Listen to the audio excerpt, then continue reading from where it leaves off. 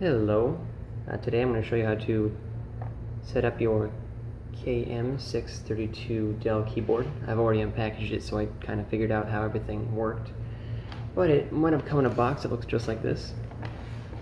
So when you open it up, the first thing you're going to see, you can see I already took the batteries out of the package, but it came in a tightly wrapped plastic packaging. You'll see the dongle. Some people call this a USB receiver. This is what you're going to need to plug into the machine so that you can get a wireless signal to the mouse and the keyboard. So don't lose that, it's very important. If you don't see it in there, kind of check around the packaging. It may have fallen down, I'm not sure where it would have. Some people have said that it's taped in there. So let's just set that aside for now. Let's take the mouse out of the package.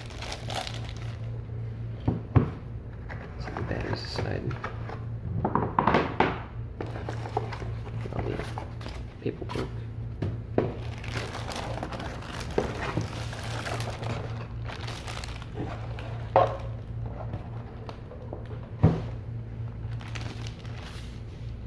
Alright, so this is the keyboard. Let's get the batteries in. You can see there's a battery door in the back here. Let's just lift that off. Put in the batteries. Let's see which way they go in.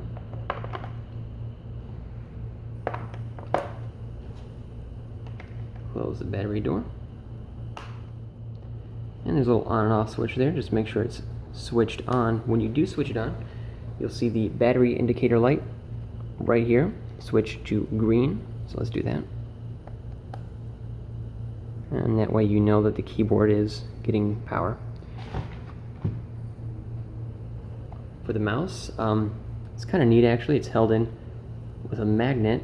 So just pinch the sides. Faceplate, hear that? Kind of snaps right off. There's a little slidey thing, I don't know what to call it, but it holds the batteries in place.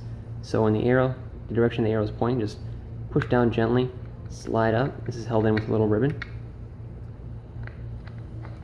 Fit the batteries in. Line up that little tab right there into it. Kind of locks in there securely.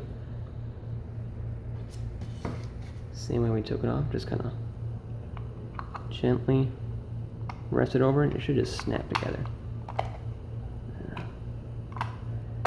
There we go. And on the bottom there's an on and off switch.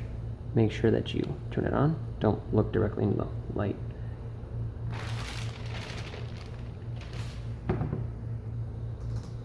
Now the USB receiver, you're going to need that to get a signal to the mouse and keyboard. Got a laptop over here. Just going to plug that into one of the USB ports here on the side. You'll know that it connected because you hear the chime. Let's do that again.